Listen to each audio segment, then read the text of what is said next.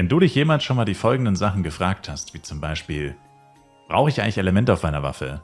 Wie hoch muss das Element auf meiner Waffe sein? Wie viel bringt Element auf der Rüstung? Lohnt sich das für mich? Werde ich dadurch wirklich deutlich stärker? Ist es vielleicht sogar ein Nachteil, wenn ich das mache? Wie viel kostet es? Was für Materialien brauche ich dafür?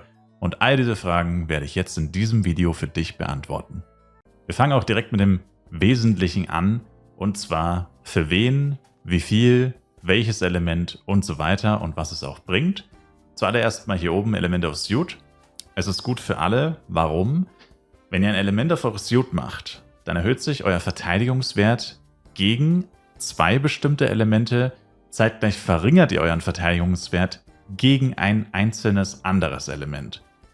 Wie genau das funktioniert, ist es eigentlich am besten vergleichbar mit Pokémon. Ich komme gleich nochmal mit den konkreten Beispielen, dann wird es noch ein bisschen ersichtlicher. Aber jetzt schon mal kurz erklärt, ihr macht zum Beispiel Wasser auf eure Rüstung. Das hat dann den Effekt, dass alle Feuermonster an euch weniger Schaden machen, zeitgleich aber alle Blitzmonster mehr Schaden an euch machen. Und so einfach funktioniert es grundsätzlich. Und entsprechend, wenn ihr struggelt, ihr levelt jetzt zum Beispiel bei Monstern eben vom Typ Feuer und ihr denkt euch, Mann, die machen viel zu viel Schaden, ich kann es mir aber nicht leisten, mir besseres Equipment zu holen und ich habe auch nicht die Mittel, mein Equipment zu upgraden, was mache ich jetzt?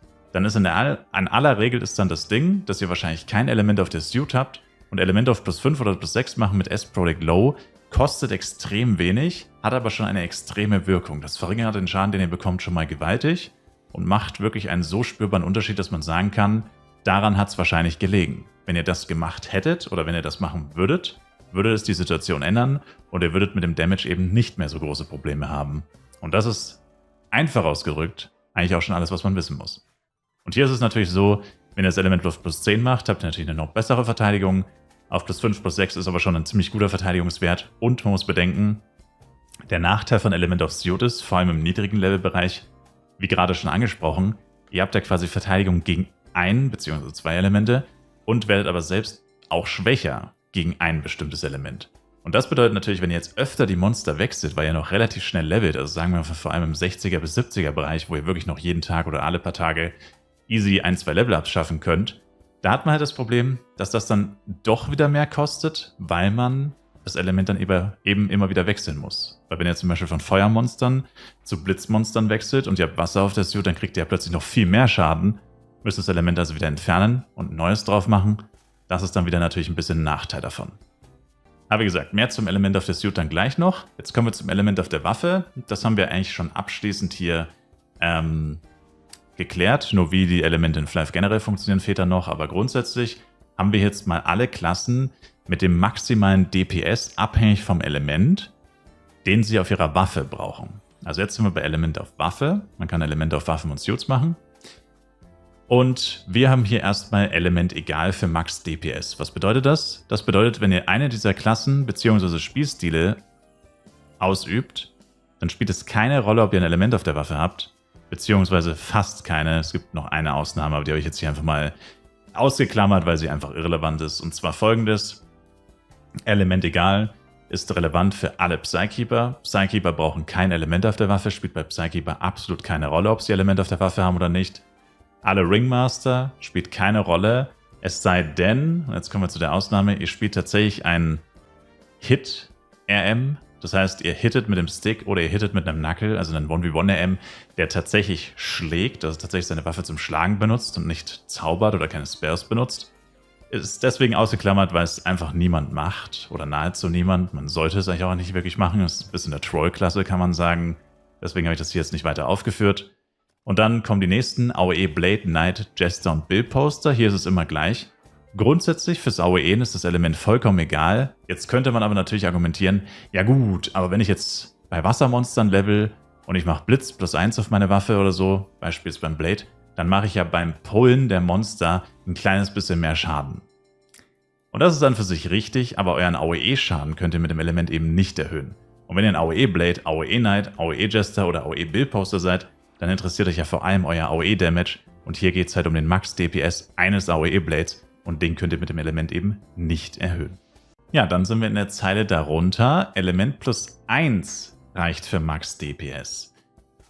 Hier haben wir alle Elementoren, also jeden Spielstil von Elementor, den es gibt. Das wäre, gut, 1v1 Elementor gibt es eigentlich nicht, aber für Dungeons vielleicht.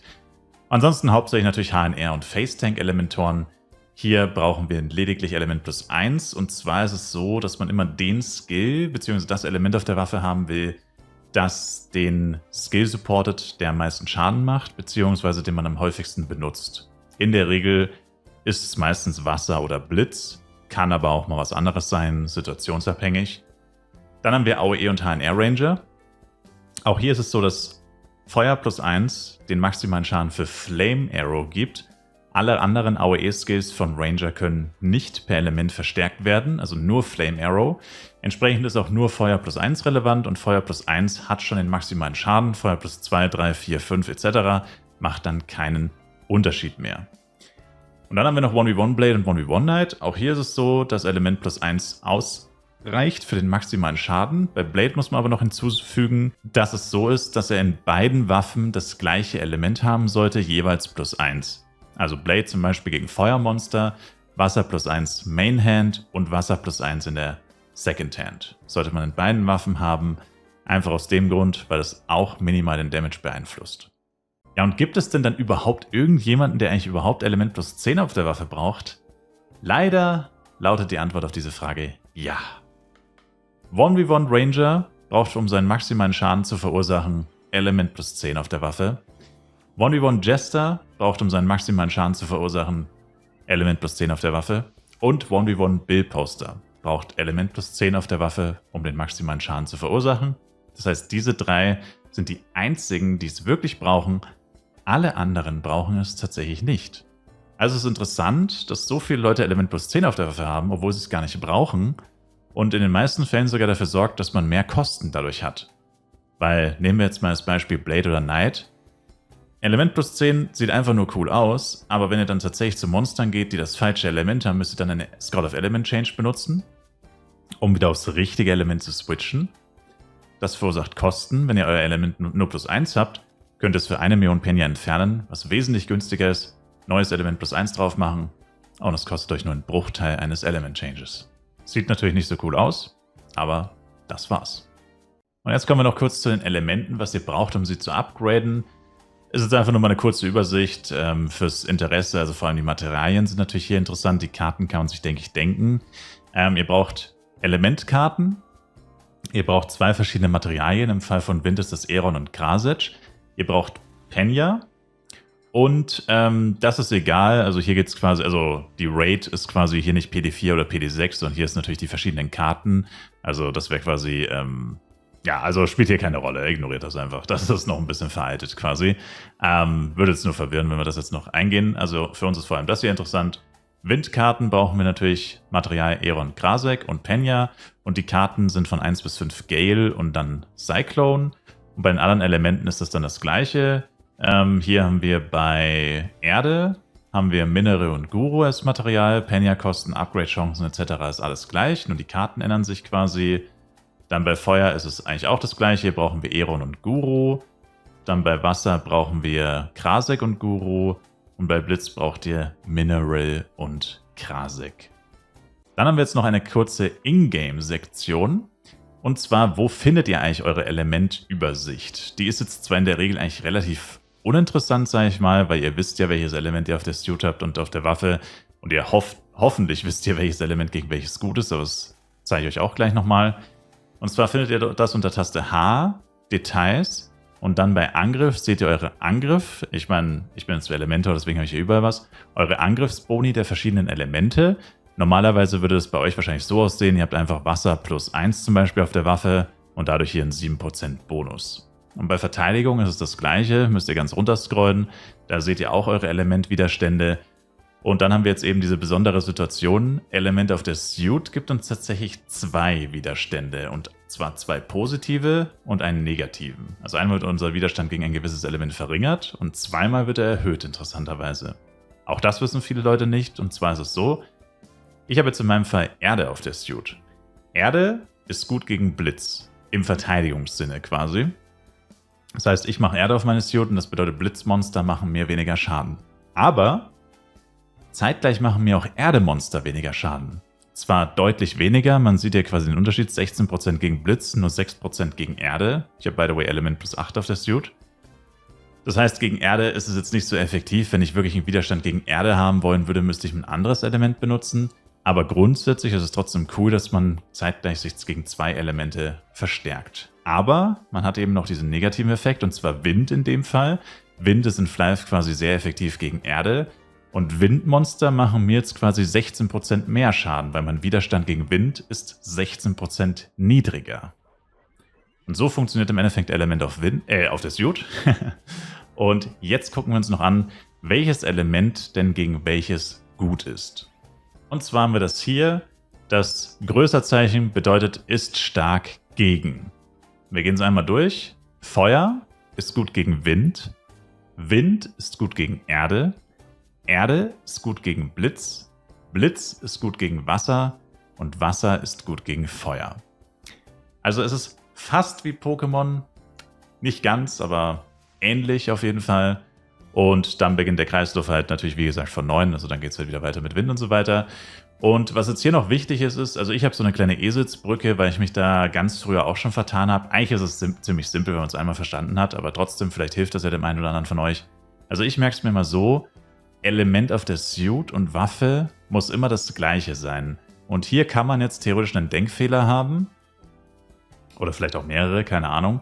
Aber warum? Ganz einfach. Zum Beispiel gehen wir wieder vom Standardbeispiel aus. Wir kämpfen gegen Feuermonster.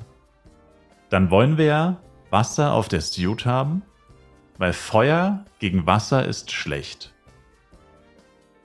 Und zeitgleich wollen wir aber auch Wasser auf der Waffe haben, weil Wasser gegen Feuer ist ja gut. Das heißt, ihr könnt das quasi einfach umdrehen und dann habt ihr die Rangfolge für aus der Sicht der Suit, was quasi gut ist. Und das ist eben dieser Denkfehler, den man eventuell haben könnte. Wie gesagt, ich kann ihn mir nicht immer mehr reproduzieren, weil ich es halt mittlerweile einfach weiß, wie es ist. Aber wie gesagt, grundsätzlich ist es einfach so, einfach merken, Element auf der Suit und Waffe muss gleich sein. Sonst habt ihr was falsch gemacht. Also, ich meine, es gibt vielleicht eine Situation, wo das mal anders sein könnte, bei einem Dungeon oder so, wo eventuell 2 Elemente vorkommen. Das ist aber eigentlich nie der Fall, deswegen ist das relativ simpel. Und ja, das ist eigentlich alles, was es zum Element auf Waffe und Suit zu wissen gibt. Und damit hoffe ich, konnte ich euch irgendwie weiterhelfen. Wenn ich das getan habe, lasst auf jeden Fall ein Like, Kommentar und ein Abo da. Und ich hoffe, wir sehen uns auch im Livestream. Twitch-Link ist in der Videobeschreibung. Falls ihr noch irgendwelche Folgefragen habt, können wir die gerne dort klären. Ansonsten sage ich bis zum nächsten Mal mit Flyleaf Universe. Haut rein, macht's gut und ciao, ciao.